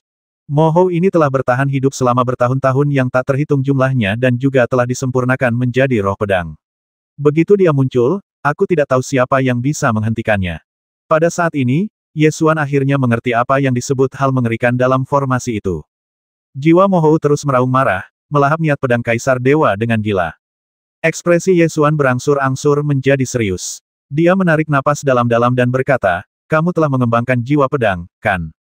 Semut manusia, tunggu saja. Begitu dewa ini keluar, aku akan membasmimu terlebih dahulu. Jiwa Mohou meraung liar. Ye Xuan perlahan mengangkat telapak tangannya, menunjuk ke arah roh Mohou, dan berkata dengan suara yang dalam klan setan langit tidak pernah menggunakan roh bela diri, mengapa tidak memberikannya kepadaku? Setelah berkata demikian, Ye Xuan mulai berlatih teknik jiwa Kaisar Sembilan Surga dan mulai merebut roh pedang. Kekuatan hisap yang kuat melonjak keluar dan mulai merenggut roh pedang dalam jiwa Mohou. Untaian roh pedang dan jiwa bela diri dihisap keluar dan dikumpulkan ke telapak tangan Ye Xuan. Apa yang kau lakukan? Semut manusia otang pembawa sial. Apa yang kau lakukan? Jiwa Mohou menjerit ketakutan. Jika kau bisa melahap niat pedang Kaisar Dewa ras manusiaku, tentu saja aku bisa mengambilnya kembali. Bawalah padaku, teriak Ye Xuan, mempercepat kecepatan melahapnya. Minum. Jun Tianwen mengerahkan seluruh tenaganya, berteriak dengan suara berat, dan menghunus pedang Li Ge. Hampir di saat yang bersamaan, niat pedang yang mengamuk bagai badai tiba-tiba terhenti, angin berhenti, dan hujan pun reda. Kekuatan membasmi pedang juga terhenti. Raungan ketakutan para monster perlahan berhenti, dan keheningan kembali terjadi di sekitar. Jun Tianwen memegang pedang Li Ge di kedua tangannya, ekspresi kepuasan di wajahnya. Inilah pedang tersembunyi milik Dewa Pedang Xuan Li Ge, pedang tersembunyi milik pendekar pedang terhebat di generasinya. Jika seseorang dapat memahami seni pedang tertinggi milik Dewa Pedang dari sana, maka orang tersebut akan memiliki kesempatan untuk menjadi ahli seni pedang tertinggi berikutnya. Mata Jun Tianwen bersinar dengan cahaya yang membakar, seolah-olah dia membawa harta karun yang dapat membantunya mencapai puncak dunia pedang. Dia menatap dua baris kata pada pedang batu raksasa itu dan membacanya satu pedang jatuh dari langit, dan kekuatan yang tersisa mengguncang zaman. Dua penguasa tertinggi di jalan pedang, tidak akan ada penerusnya. Titik titik titik. Titik titik titik. Tidak, pendekar pedang tertinggi akan segera datang. Dia berdiri dengan kedua tangan di belakang punggungnya, merasa murah hati dan heroik, dan berkata dengan bangga. Mengaum. Raja binatang harimau putih meraung marah kepada Jun Tianwen, karena usaha Jun Tianwen untuk mencabut pedang Li Ge telah membangkitkan hasrat pedang dalam hati Mohou, sehingga menimbulkan banyak sekali korban di antara para monster. Jun Tianwen melirik harimau putih itu dan berkata dengan acuh tak acuh tidak mudah bagi binatang ibel untuk berlatih. Aku tidak tertarik membuang-buang energi untuk menghentikan latihanmu. Kau harus mundur jika kau tahu lebih baik. Nada kalimat terakhir tiba-tiba berubah, dan momentum dahsyat keluar, mengejutkan semua orang. Raja harimau putih menundukkan badannya dan terus menggeram, namun ketakutan oleh momentum kuat Jun Tianwen dan mulai mundur. Pemimpin pengawal itu baru saja lolos dari kematian akibat serangan pedang, dan masih dalam keadaan syok. Ia melangkah maju dan membungkuk untuk meminta instruksi yang mulia, para pengawal telah menderita banyak korban, dan kita tidak boleh tinggal lama di sini. Kalau begitu, mari kita cari jalan keluar. Jun Tianwen sudah mendapatkan harta karun peninggalan Dewa Pedang, dan merasa sangat puas, jadi dia memerintahkan untuk pergi. Ya, pemimpin pengawal itu mengatur pengawal yang masih hidup dan memimpin jalan. Kelompok itu bersiap meninggalkan tempat ini. Su Zexue, bersandar pada payung biru dan putihnya, terhuyung-huyung ke pedang batu raksasa dan berkata dengan ekspresi khawatir di wajahnya, Ye Xuan belum keluar, bantu dia. Mata Jun Tianwen sedikit gelap. Dia berdiri diam dengan ekspresi tidak senang di wajahnya. Pemimpin pengawal melangkah maju dan berkata, Nona muda, tempat ini berbahaya. Tidaklah bijaksana untuk membahayakan orang luar. Tapi, Su Zexue memegang erat pedang batu raksasa itu dan menolak untuk pergi. Tidak ada alasan. Kau sudah lama keluar, sudah waktunya untuk kembali. Saat kau berada di tempat yang berbahaya, kau harus tahu betapa seriusnya situasi ini. Jun Tianwen menegur dengan suara tegas. Su Zexue berdiri di bawah pedang batu itu, berjuang keras dalam hatinya, pikirannya penuh dengan gambaran Ye Xuan yang menyerbu ke arah pedang batu itu. Pemimpin pengawal itu melangkah maju dan memberi hormat dengan penuh hormat, tetapi nadanya sangat tegas. Nona muda, silakan. Su Zexue menekan jari-jarinya dengan kuat pada pedang batu raksasa itu hingga buku-buku jarinya memutih. Dia tidak pernah melangkah maju dan memohon dengan suara rendah, dia menyelamatkan hidupku. Pemimpin pengawal itu melambaikan tangannya ke belakang, memanggil dua pengawal wanita dalam tim itu, dan memerintahkan, bawa gadis-gadis itu pergi. Ya, kedua pengawal wanita itu memberi hormat dengan hormat, memegang lengan Su Zexue di kiri dan kanan, dan membawanya pergi dengan paksa. Su Zexue tidak sebanding dengan penjaga wanita itu dalam hal kekuatan. Saat dia diseret pergi, dia merasa sedih, seolah-olah dia akan berpisah dengan orang-orang yang dicintainya untuk selamanya. Air matanya tiba-tiba mulai mengalir. Dia menoleh ke belakang, dan melalui pandangannya yang kabur, dia melihat di kejauhan seekor elang putih bundar berjongkok di bawah pedang batu besar, menunggu dengan tenang. Aku terus menunggu sendirian, tak pernah berpikir untuk pergi, sekalipun gunung telah hilang dan langit serta bumi telah menyatu. Pada saat ini, Su Zexue tiba-tiba ingin menunggu bersama Ying Er, bahkan jika yang dia tunggu hanyalah kematian jiwanya. Tepat pada saat ini, dari bawah pedang batu besar itu terdengar suara gemuruh yang menggetarkan jiwa. Mengaum, bumi mulai berguncang, semakin kuat dan kuat. Kemudian, terdengar suara marah dari hati Mohou semut manusia otang pembawa sial. Beraninya kau menghancurkan usahaku selama puluhan juta tahun. Aku akan membasmimu, basmi kau. Raungan itu menjadi semakin melengking dan menakutkan, membuat monster-monster di sekitar ketakutan dan berlarian ke segala arah. Yang mulia, ini gawat. Pasti Yang Mulia mencabut pedang Li Ge dan menggagalkan rencana ibel itu. Barang-barang di dalamnya akan segera keluar, kata pemimpin pengawal itu dengan cemas. Pergi sekarang. Jun Tianwen melambaikan lengan jubahnya dan terbang kembali melalui jalan yang dilaluinya ketika datang. Mengaum, terdengar suara ledakan keras lagi, tanah retak, tanah dan batu-batu di atasnya runtuh dan terus berjadewa, seolah-olah langit runtuh dan bumi runtuh. Sekelompok monster meraung dan jatuh ke celah-celah tanah, jatuh ke jurang lahar, dan raungan itu pun menghilang. Jun Tianwen dan kelompoknya berlari kembali ke arah mereka datang. Para penjaga yang berlari perlahan terhempas ke jurang lahar oleh batu-batu besar yang runtuh. Ledakan. Tiba-tiba, jantung Mohou meledak, dan seorang pria beserta jiwa keluar darinya. Roh Mohou meraung dengan marah semut, mati. Jiwa itu mengepal dan meninju keluar. Mendengar ini, Jun Tianwen terkejut dan segera menoleh ke belakang, namun ia terkejut karena yang menyerang bukanlah jiwa Mohou, melainkan anak laki-laki yang telah memasuki pedang batu raksasa itu dan tidak diketahui hidup atau matinya. Jiwa Mohou gagal memurnikan niat pedang dan tidak memiliki harapan untuk lolos dari penindasan niat pedang Kaisar Dewa.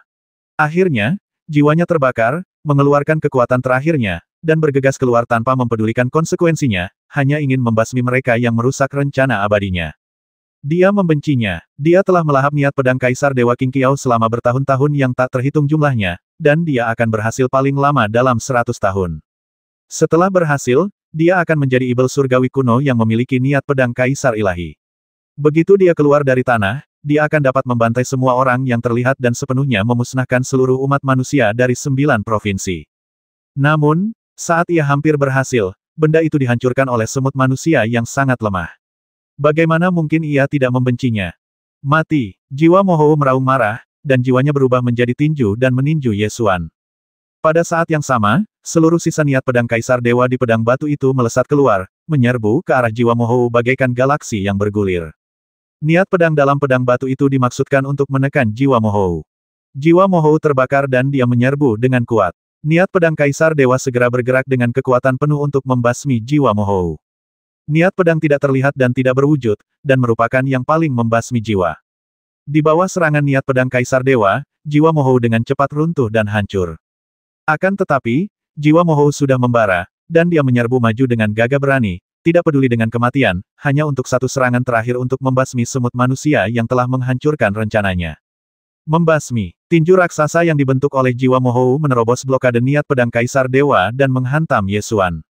Tinju raksasa jiwa dewa hampir hancur oleh niat pedang Kaisar Dewa. Setelah melepaskan diri dari blokade niat pedang, hanya 1/10 dari kekuatannya yang tersisa. Namun, 1/10 dari kekuatan Jenderal Dewa Ibel Langit Kuno juga memiliki kekuatan untuk menghancurkan gunung dan sungai. Ye Xuan tahu betapa kuatnya lawannya dan tidak berani menahan diri. Dia tiba-tiba mengepalkan tangan kirinya dan mengaktifkan semangat bela diri terkuat di tubuhnya.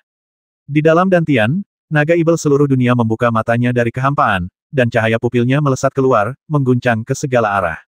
Sebuah pola naga muncul di punggung Ye Xuan, darah binatang kaisar mendidih, roh pedang dan roh bela diri terkondensasi pada pedang Kunpeng, dan dia berteriak dengan suara yang dalam pedang surgawi seni membasmi naga. Saat pedang terhunus, energi pedang terpancar ke segala arah. Pedang surgawi teknik pembantaian naga digunakan, menciptakan resonansi dengan niat pedang kaisar ilahi, menarik niat pedang kaisar ilahi pada pedang batu untuk bertemu. Niat pedang itu bagaikan galaksi yang berputar, dengan kekuatan menghancurkan langit dan bumi, menyerang ke arah tinju jiwa raksasa. Dua kekuatan dahsyat itu bertabrakan, menimbulkan kekuatan dahsyat yang mengguncang langit dan bumi serta menghancurkan gunung-gunung dan sungai-sungai. Ledakan, ledakan, ledakan, ribuan niat pedang, seperti bintang jatuh ke tanah, menghancurkan jiwa. Jiwa Mohou hancur dan dia meledak, membentuk gelombang kejut yang sangat kuat yang menyapu, meretakkan bumi dan menyebabkan langit runtuh dan bumi tenggelam. Bagaimana kita bisa melepaskan energi spiritual yang begitu kuat? Ye Xuan berteriak keras, dan seni jiwa Kaisar 9 Surga berjalan pada puncaknya, mulai melahap energi jiwa. Seberapa kuatkah energi spiritual Dewa Ibel kuno? Energi jiwa melonjak seperti tsunami.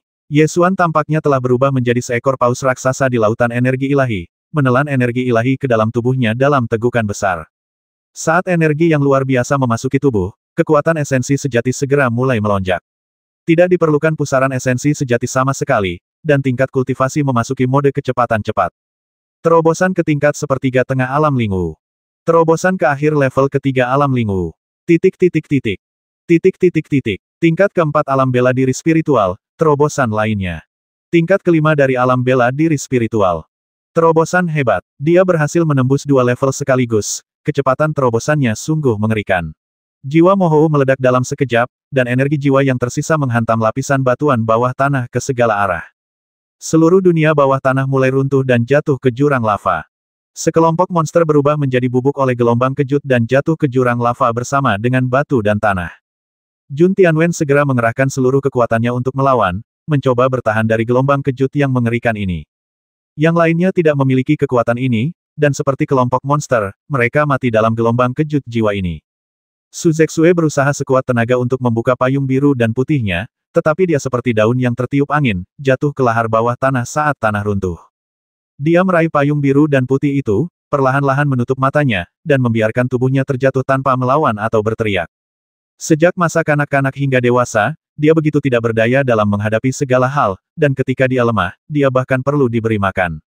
Ia terbiasa menyerahkan segala sesuatunya pada takdir dan memendam segala harapannya dalam hati, tidak berbicara, tidak berpikir, dan tidak berharap. Tik Mahadewa di sudut dan mencari sedikit kedamaian. Tepat saat dia merasa akan mati dalam mimpi, sebuah tangan melingkari pinggangnya. Setelah Ye Xuan melahap semua energi spiritual, dia melihat Su Zexue jatuh ke tanah, jadi dia bergegas turun, memeluknya dengan satu tangan, meraih payung biru dan putih dengan tangan lainnya, dan perlahan jatuh sambil memegang payung. Su Zexue membuka matanya, air mata mengalir di matanya, dan dia berkata, "Mengapa kamu datang untuk menemaniku? Ketika kamu terjebak dalam pedang batu raksasa, aku tidak memiliki keberanian untuk melawan dan tidak bisa menunggumu." Saat ia dibawa pergi, ia tidak berdaya melawan dan hanya bisa menyaksikan pedang batu raksasa itu melayang semakin jauh. Pada saat itu, betapa ia berharap dapat berubah menjadi pohon spiritual, seperti bola petir, berakar di bawah pedang batu, menanti saat di mana jiwanya akan kembali, menanti seumur hidup tanpa penyesalan. Set, jangan bicara. Ye Xuan memegang payung biru dan putih itu erat-erat untuk memperlambat turunnya. Su Zexue mengangkat kepalanya, menatap pria di depannya dengan mata berkaca-kaca, dan tiba-tiba merasakan kedamaian di hatinya. Jika kita bisa mati bersama, mungkin tidak akan ada penyesalan dalam hidup yang singkat ini. Sejak saat dia tahu dia memiliki tubuh sumsum dingin, seluruh hidupnya seakan hanya menunggu kematian. Dia berharap untuk menjalani setiap hari tanpa penyesalan, tetapi singkatnya hidup ini adalah penyesalan abadi. Namun, pada saat ini, dia tiba-tiba merasa hatinya tidak lagi gelisah, dan dia berharap hatinya akan terus berdebar hingga saat-saat terakhir hidupnya. Keduanya telah jatuh ke dalam tanah, dan mustahil bagi mereka untuk keluar kecuali mereka bisa terbang. Mustahil untuk terbang jika kultivasi seseorang di alam lingu tidak bisa mencapai taraf esensi sejati yang berubah menjadi pelangi. Maka Su Zexue tahu bahwa nasib akhir mereka berdua hanyalah jatuh ke dalam lahar, berubah menjadi gumpalan asap hijau, dan menghilang dari dunia ini. Namun, saat ini, dia tidak takut lagi. Ye Xuan tidak berpikir demikian. Dia mendongak dan melihat sekeliling, lalu berteriak, bola petir. Pecinta makanan. Melolong. Bola petir itu pun langsung terbang di hadapan kedua orang itu sambil mengepakkan sayapnya, tampak sangat gelisah. Ye Xuan mengeluarkan formasi perjalanan kekosongan abadi dan melemparkannya ke sana sambil berteriak, cepat. Lei Qiu sangat cerdik dan tahu bahwa waktunya hampir habis, jadi dia mencengkeram batang kain formasi pengembaraan peri kekosongan dengan cakarnya dan segera berubah menjadi kilatan petir dan terbang ke atas. Bola guntur itu menjelma menjadi kilat yang terus menyambar ke kiri dan ke kanan, menghindari bebatuan yang berjadewa, dan terbang menuju pintu masuk gua di atas. Niat pedang Kaisar Dewa King Qiao telah menyelesaikan misinya untuk menekan Mohou dan telah sepenuhnya menghilang. Pedang batu raksasa itu juga tenggelam ke bawah saat bumi runtuh. Seluruh dunia bawah tanah sedang runtuh. Niat pedang yang menghalangi para monster terbang keluar gua tidak ada lagi, dan para monster yang berhasil bertahan hidup bergegas menuju pintu masuk gua di atas secara berkelompok. Itulah lubang yang tercipta oleh niat pedang Kaisar Dewa, seperti bulan purnama yang tergantung di langit. Bola petir itu melesat ke arah bulan purnama, semakin cepat dan semakin cepat. Badai guntur dan kilat yang dibawanya menjungkir balikan semua monster yang menyerbu dari segala arah, dan akhirnya bergegas keluar dari gua. Di bawah tanah, Ye Xuan memegang Su Zexue di satu tangan dan memegang payung biru dan putih di tangan lainnya, mencoba memperlambat turunnya dia sebanyak mungkin, menunggu Xian Yu Orb menyala. Keduanya terjatuh makin dalam, makin dekat ke lahar di bawah. Ye Xuan sudah bisa merasakan panas yang membakar di bawah, begitu panasnya hingga sulit bernapas. Napas Su Zexue menjadi semakin sulit. Dia menatap wajah Ye Xuan, tersenyum puas, dan perlahan menutup matanya. Ye Xuan menatap bola Xian Yu dan berkata dengan cemas, Lei Qiu, kamu pecinta kuliner, cepatlah. Tepat saat sepatu itu hendak terbakar karena panas yang tinggi, bola Xian Yu akhirnya menyala. Ye Xuan segera mengaktifkan mutiara dan menghilang bersama Su Zexue dalam bentuk cahaya. Saat berikutnya, Ye Xuan muncul di gunung tinggi 10 mil jauhnya. Kuku-kuku, Lei Qiu mengangkat kepalanya, membusungkan dadanya, dan mulai mengambil pujian. Ye Xuan menjentikkan kepalanya dengan tangannya, menunjuk sepatunya dan berkata, apakah kamu masih mau menerima pujian? Lihat, sepatuku terbakar. Itu karena kamu seorang pecinta makanan yang tidak suka berolahraga, jadi kamu terbang sangat lambat. Thunderball protes sambil menggerutu. Su Zexue pingsan. Ye Xuan tidak punya waktu untuk bermain dengan bola petir. Dia melemparkan makanan binatang spiritual, lalu memeluk Su Zexue dan melompat ke puncak pohon, menggunakan keterampilan tubuhnya untuk berlari cepat ke arah timur. Lei Qiu menangkap makanan binatang roh, mendongakkan kepalanya dan menelannya, kemudian menggunakan kepalanya untuk mendorong batang kain formasi pengembaraan abadi kekosongan, menggulungnya dan membawanya pergi. Di belakang kedua orang dan burung itu, bumi masih berguncang, dan tanah runtuh, membentuk lubang pembuangan yang besar. Ye Xuan sangat mengenal pegunungan tempat kuil Mohou berada. Tidak jauh dari sumber air panas tempat ia sering berlatih. Ye Xuan berlari sepanjang jalan dan tiba di sumber air panas setengah jam kemudian.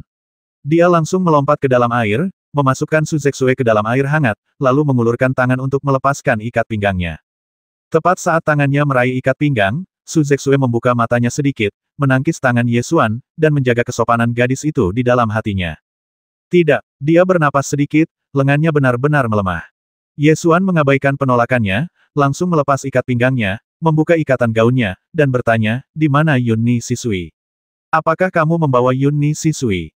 Setengah dari sumsum batu Yun Ni milik Ye Xuan ditinggalkan di keluarga, jadi dia hanya bisa menemukannya pada Su Zexue. Su Zexue belum pernah diterbukai oleh seorang pria sebelumnya, dan dia merasa malu dan kesal. Dia cemberut dan berkata, di gelang itu. Di mata air hangat, Su Zexue, yang hanya mengenakan kaus dalam tipis, meringkuk sambil memeluk lututnya. Ye Xuan melepas cincin penyimpanan itu, menyelidiki indera spiritualnya ke dalamnya, menemukan sepotong sumsum batu Yuni di dalamnya, dan meletakkannya di sumber air panas. Sumsum batu Yuni dirangsang oleh air hangat dari mata air, memancarkan jejak kekuatan obat yang menghangatkan sumsum tulang Su Zexue, yang akhirnya membuat Su Zexue merasa tidak terlalu tidak nyaman. Dia perlahan tertidur sambil bersandar pada batu di samping mata air. Melihatnya tertidur dengan nafas teratur, Ye Xuan berjalan keluar dari mata air, mengeluarkan pavilion seukuran telapak tangan dari gelang penyimpanan, dan melemparkannya ke udara. Paviliun seukuran telapak tangan itu bertambah panjang tertiup angin dan dalam sekejap mata menjadi loteng 2 lantai yang terletak di sebelah sumber air panas. Ye Xuan juga mengeluarkan bagian tengah formasi dan mengatur formasi di sekelilingnya, mengelilingi sumber air panas dan loteng. Formasi ini adalah tempat pertama kali saya bertemu Su Zexue. Formasi ini memiliki efek penyembunyian. Begitu formasi diaktifkan, seluruh sumber air panas dan loteng akan tersembunyi. Dari luar, hanya hutan yang terlihat. Dalam beberapa saat, tempat ini berubah menjadi paviliun dan menara, seperti surga. Su Zexue tertidur di sumber air panas. Ye Xuan duduk di dekat mata air dan berlatih untuk mengkonsolidasikan terobosan barunya. Dia menerobos 2 alam dalam 1 hari dan memasuki tingkat kelima alam bela diri spiritual, meningkatkan kekuatannya beberapa kali lipat. Ye Xuan sangat puas dengan kecepatan kultivasi ini. Setengah hari kemudian, kesehatan Su Zexue akhirnya membaik dan dia perlahan bangun. Ye Xuan memiringkan kepalanya dan menatapnya sudah bangun. Su Zexue tiba-tiba teringat bahwa pakaiannya telah dilepas, dan wajahnya langsung memerah. Dia segera memeluk bahunya, menekuk lututnya dan meringkuk, berkata dengan marah, "Kembalikan pakaianku." Ye Xuan menyeringai dan berkata, "Ketika kita jatuh ke tanah sebelumnya, bukankah kau rela mati bersamaku? Apa pentingnya melepas sehelai pakaian? Kau, Su Zexue merasa malu dan marah. Telinganya memerah dan mulutnya cemberut seolah-olah dia akan menangis. Baiklah, aku hanya bercanda." Ye Xuan mengambil gelang penyimpanan itu, menggoyangkannya, dan bertanya, "Yang mana yang ingin kamu pakai? Aku akan mencarikannya untukmu." "Tidak apa-apa," desak Su Zexue. Ye Xuan menyelidiki pikirannya ke dalam gelang penyimpanan, mengambil gaun kuning angsa dan menyerahkannya sambil berkata, "Yang ini cantik, ayo ambil yang ini." Su Zexue menyambar rok itu dan berkata dengan marah, "Berbaliklah. Bukannya aku belum pernah melihatnya sebelumnya," kata Ye Xuan sambil tersenyum nakal. Ketika Su Zexue memikirkan apa yang terjadi, dia merasa malu dan marah. Pipinya menggembung, dan wajahnya yang cantik menjadi semakin menggemaskan dan sangat cantik. Ye Xuan meletakkan sikunya di atas batu di samping mata air, menyangga kepalanya, menatapnya, dan berkata, "Mengapa kita tidak tinggal di sini bersama? Ada paviliun dan menara di sini, serta sumber air panas. Ini benar-benar surga di bumi. Aku tidak akan memperhatikanmu. Berbaliklah. Aku ingin memakai bajuku." Su Zexue menggembungkan pipinya dan berkata dengan marah. Ye Xuan mengambil tusuk daging panggang, menempelkannya ke hidungnya dan mengendusnya, lalu berkata, "Baunya sangat harum. Kamu mau memakannya?" Saat Su Zexue tertidur, Ye Xuan menyalakan api dan memanggang daging dan sudah setengah kenyang. "Berbaliklah." Su Zexue memegangi roknya, mengerutkan kening dan menggembungkan pipinya. "Saat kau tertidur, aku memperhatikanmu dari atas sampai bawah, dari dalam sampai luar. Apa yang perlu kau malu?" Ye Xuan menunjukkan ekspresi kemenangan di wajahnya. Su Zexue merasa sangat malu hingga dia ingin mencari celah di tanah untuk merangkak masuk, dan dia pun begitu marah hingga menamparkan air. "Baiklah, aku tidak akan menggodamu lagi." Ye Xuan berdiri, menarik sekat dari loteng, menghalangi mata air panas, dan berkata, "Apakah ini baik-baik saja? Sungguh, di alam liar, ada begitu banyak hal yang harus diperhatikan." Ketika Su Zexue melihat layar, dia berdiri dengan tenang dan berganti pakaian bersih. Ye Xuan memandangi bayangan anggunnya yang terpantul di layar, sungguh menawan. Su Zexue mengganti pakaiannya dan keluar, penampilannya jauh lebih baik dari sebelumnya. Ye Xuan menariknya untuk duduk di dekat api unggun, menyerahkan sebatang daging panggang, dan berkata, "Apakah kamu lapar? Makanlah dengan cepat." Su Zexue belum pernah melihat cara makan seperti ini. Dia mengambil tusuk sate dan melihatnya. Dia menggigitnya dengan ragu dan langsung tersenyum, rasanya enak. "Tentu saja, jika aku bersedia menjadi koki, semua koki di Xianweilou di kota Tianxiao harus memberikan tempat duduk mereka kepadaku." Ye Xuan mulai membual. Su Zexue menanggapinya dengan serius, mengangguk dan berkata, "Aku belum makan ini." Meskipun tampilannya tidak secantik hidangan di Xianweilou, rasanya sangat lezat. Jika ada di Xianweilou, sepiring makanan ini mungkin bisa dijual seharga 100 batu roh. Engah. Ye Xuan hampir memuntahkan daging di mulutnya 100 batu roh untuk satu tusuk daging panggang. "Ya ampun, aku bisa makan ribuan batu roh dalam satu kali makan." Keduanya mengobrol dan tertawa hingga larut malam. Su Zexue perlahan-lahan merasa mengantuk. "Tidurlah jika kamu mengantuk," kata Ye Xuan. "Bagaimana denganmu? Saya sedang memikirkan tentang tubuh sumsum dingin Anda. Menghangatkannya saja mungkin bukan cara terbaik untuk mengobatinya. Faktanya, kita dapat meningkatkan kemampuan tubuh Anda untuk melawan dingin. Ini seharusnya menjadi cara terbaik untuk mengobati tubuh sumsum dingin." Ye Xuan terdiam sejenak, lalu melanjutkan, kebetulan aku punya buah giok otot es.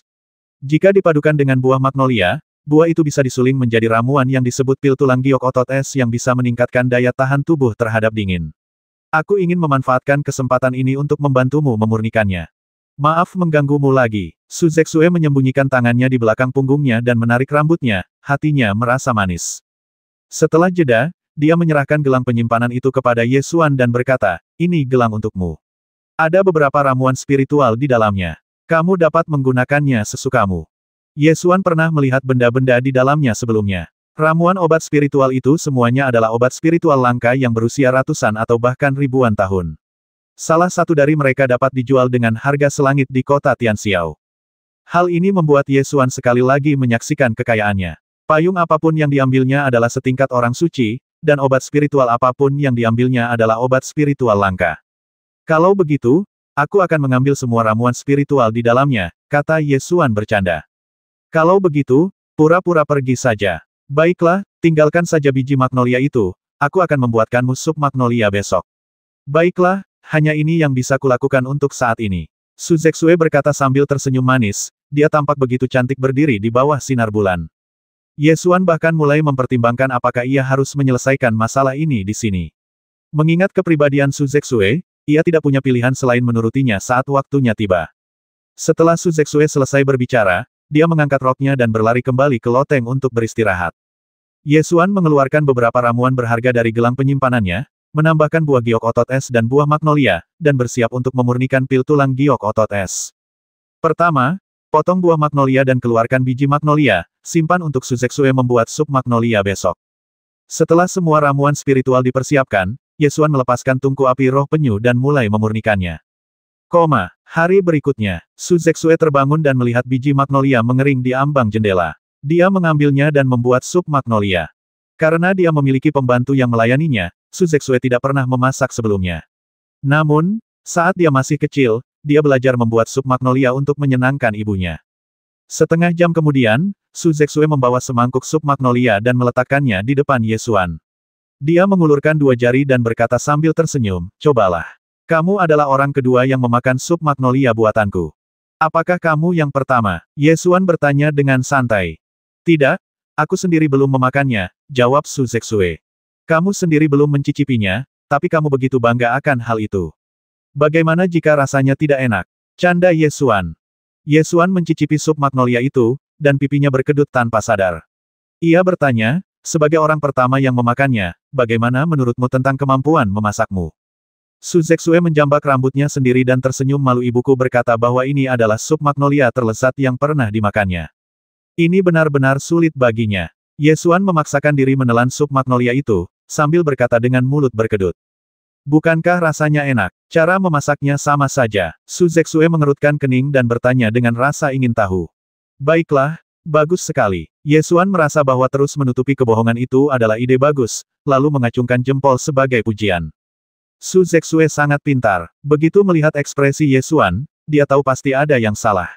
Dia meraih mangkuk dan menggigitnya. Alisnya langsung berkerut asam sekali. Tapi cara memasaknya sama saja, kenapa rasanya asam sekali? Su Zexue mengerutkan kening, tampak bingung. Tanpa diingatkan Ye Xuan, dia dengan cepat mengetahui kebenarannya dan duduk sambil mendesah. Apakah kamu belum pernah mencobanya sebelumnya? Tanya Ye Xuan. Buah magnolia Tianxin jumlahnya sangat sedikit, hanya beberapa buah dalam setahun. Ibu saya bilang dia menyukainya, jadi saya ingin memberikan semuanya kepadanya. Su Zexue memegang dagunya dengan tangannya, merasa sedikit kecewa. Ye Xuan mengambil kembali sup magnolia dan meminumnya dalam satu teguk. Kenapa kamu ingin minum lagi? Rasanya sangat asam. Su Zexue mengerutkan bibirnya. Ibumu sudah minum selama bertahun-tahun tanpa mengerutkan kening. Jika aku tidak menghabiskan ini, bukankah aku akan kalah? Ye Xuan menjilat bibirnya dan berkata. Su Zexue mengernyitkan hidungnya dan memutuskan, aku pasti akan belajar cara membuat sup magnolia saat aku kembali. Aku pasti akan membiarkanmu mencicipi rasa manisnya lain kali. Mereka berdua tinggal di dekat sumber air panas dan menjalani kehidupan yang sangat bahagia.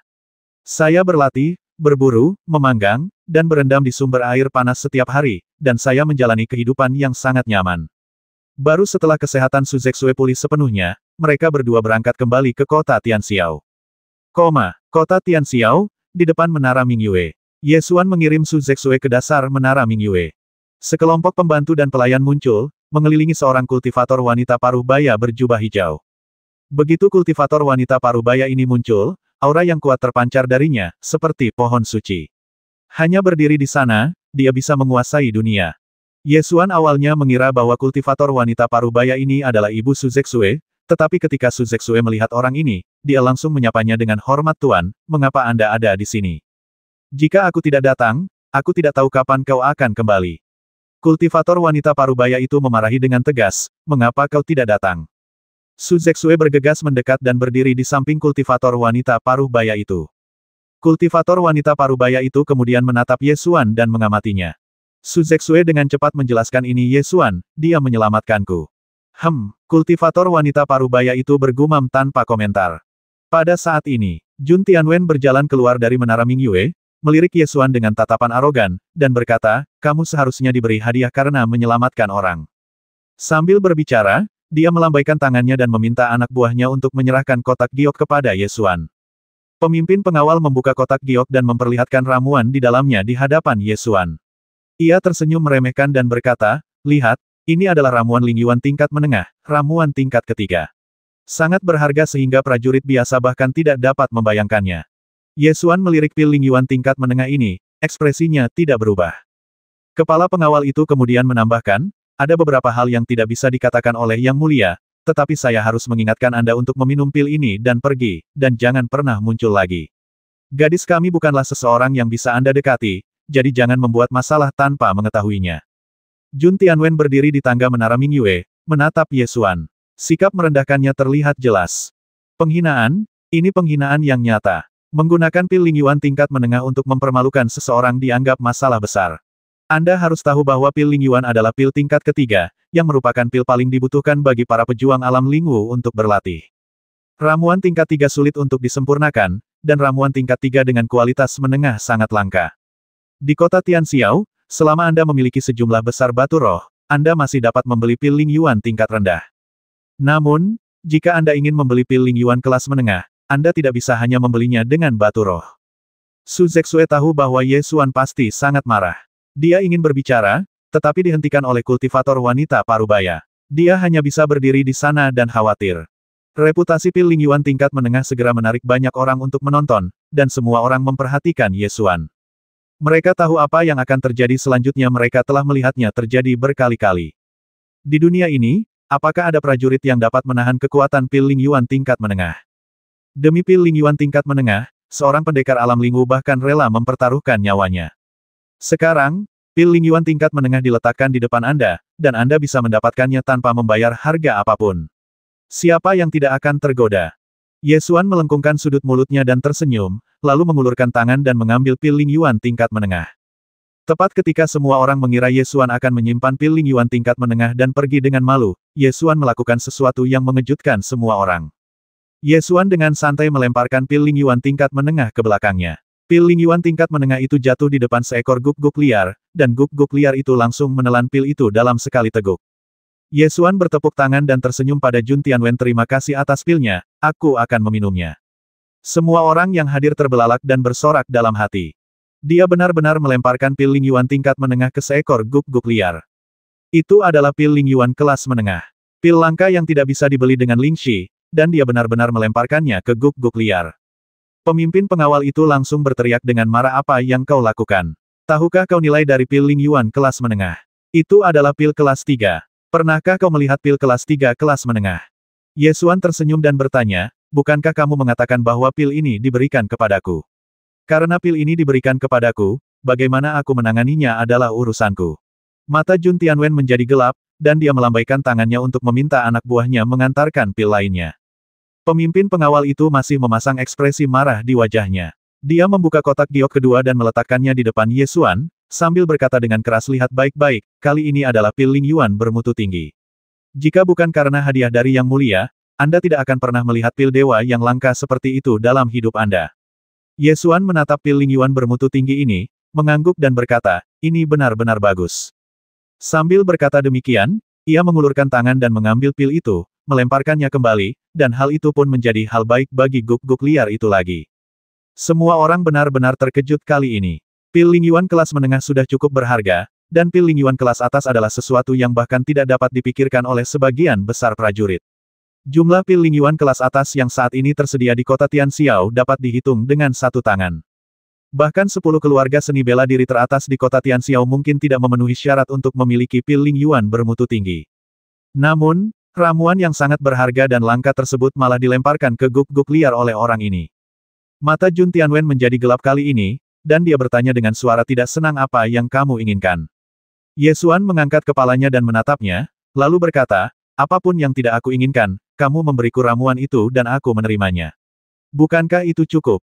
Apa kau gila? Pemimpin pengawal itu benar-benar gila dan berteriak, apa kau tahu apa itu pil Lingyuan kelas atas? Itu adalah pil dewa kelas atas yang tak tertandingi, bahkan seorang alkemis tingkat 3 mungkin tidak dapat membuatnya bahkan jika dia memurnikan ratusan ribu pil. Jadi itu sangat berharga. Ye Xuan tampaknya terlambat menyadarinya. Semua orang bahkan lebih terkejut lagi, berpikir dalam hati, apakah orang ini benar-benar tidak tahu betapa berharganya pil Lingyuan tingkat atas. Ngomong-ngomong soal pil, aku baru ingat. Zexue, aku lupa memberimu pil kulit es dan tulang giok yang kubuat hari itu. Kata Ye Xuan sambil mengeluarkan pil dan melemparkannya ke Su Zexue. 270.